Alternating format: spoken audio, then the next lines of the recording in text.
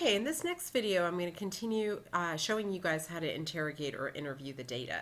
So just to recap, we've already figured out how many total violations each campus has, and we've figured out how to calculate, what percentage of the total violations, liquor law violations were. And we could, if we wanted to create new rows, do the same thing with the, how many of the total violations were drug related or weapons related. We've also figured out how to do subtotals so that we're not just getting information on total violations per campus, but total violations per institution. So all of this is great, but we're going to move on to figure out something else out. So I put a new column here called violation rates. I'm going to show you why I did this. We're going to go ahead and put our cursor over here in the total violations row, and I'm going to do a sort of largest to smallest, and you can see our problem school, Tompkins Cortland again, and they've got a huge number of violations. And our next highest violating campus has far fewer, but still a ton compared to the other campuses. And so that's interesting. They both have very high violation rates, but if you look over here, they have very different institution sizes for their total number of campuses. So this one's really small, and yet it's the highest violator, which right in there is a story for sure. But look at this one, it's many times the size. So we need to know a little bit more information. It'd be great to know about the violation rates, like in other words, the number of violations per a set number of people at their school. So I'm going to go ahead and unsort this by going back over to my first row and saying sort A to Z so that I get that alphabetical order here again.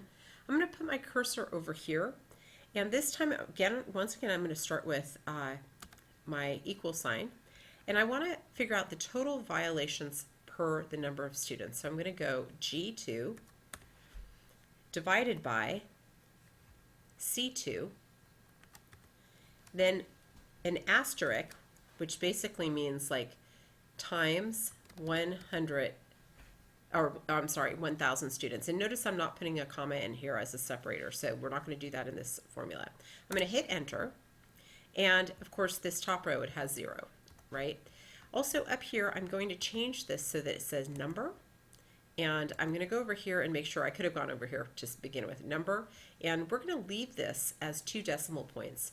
We're going to go like that because a lot of these schools, well, you'll just see in a minute. So I'm going to double click over here. It's going to fill everything, and it just makes more sense to have 2 decimal points over here since many of these schools have so few violations that this would show up as 0 if we if we didn't want to see 2 zeros worth past the dot here, so the period, the decimal rather. there I go again with my great math skills. So this, this instantly tells us something, and you can instantly see that a school like this, I mean, you could eyeball this too, but you can see that per, 1,000 people, they have fewer than 1 crime or violation per 1,000 people. However, a school like this has 4 violations per 1,000. And so let's go ahead and now sort with this row. Again, we don't want this whole row lit up, or it's going to only sort this row and leave everything else the same, and that would screw up our data. So I took it out of highlighting that whole thing. We're going to go largest to smallest. And here's an interesting thing that I want to point out to you. I'll actually come back to this in a second. I want to finish what I was going to say. Let's scroll up, and we can see that there's Tompkins again, right? They had so many violations. I mean, we could just intuitively know that their school was going to come up. And sure enough, per 1,000 students, almost 10% of the students seem to be causing violations. That is a story for sure. But now, rather than having our second highest total violation school come up, this time we have Sullivan County Community College, and they have almost as high a violation rate as Tompkins Cortland. So that's very interesting. And our school that was the second highest in total violations has now moved way down. In fact, I don't know, I can't remember suddenly from the beginning of this if it was Monroe. Yeah, it was Monroe. So in fact, they only have 20 per 1,000 students. Still high, but certainly nothing like our top 2 or 3 schools here.